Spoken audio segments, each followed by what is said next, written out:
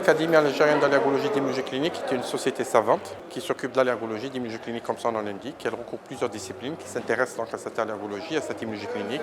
Nous avons au moins une dizaine de disciplines qui s'intéressent à l'allergologie. Je vous donne un exemple, la pneumologie, l'ORL, la pédiatrie, la dermatologie, l'ophtalmologie, l'anesthésie et réanimation.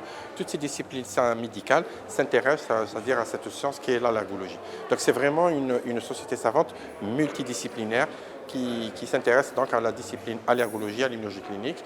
Aujourd'hui, nous avons organisé notre 5e congrès national, donc les 24 et 25 décembre 2021.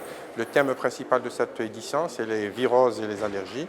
Nous avons donc étudié un peu tous les aspects donc, des maladies virales, et particulièrement la Covid-19, qui est l'actualité. La Covid-19, donc c'est une maladie virale. Nous avons donc travaillé sur principalement 50% des manifestations, que ce soit en conférence, ou en atelier ou en symposium.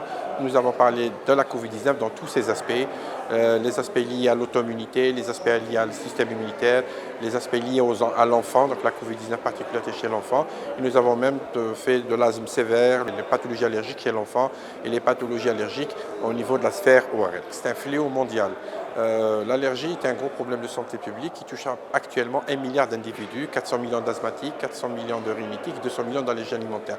Il faudrait savoir que pour faire de l'allergie, il faut avoir une prédisposition génétique et être en contact avec l'environnement. Donc c'est l'interaction avec l'environnement et une prédisposition génétique qu'on peut faire développer une maladie allergique. Ce n'est pas tout le monde qui est allergique, mais une grande partie des individus deviennent allergiques parce qu'il y a un environnement très hostile, très stimulant, avec une prédisposition génétique. Nous allons tous développer à l'aube de 2050, un individu sur 2 sera allergique. Alors pour la Covid-19, tous les vaccins sont efficaces. On n'a pas choisi entre les vaccins, un petit point de note, quand on se présente au niveau des centres de vaccination, le vaccin qui est disponible, c'est le vaccin qui est le plus efficace.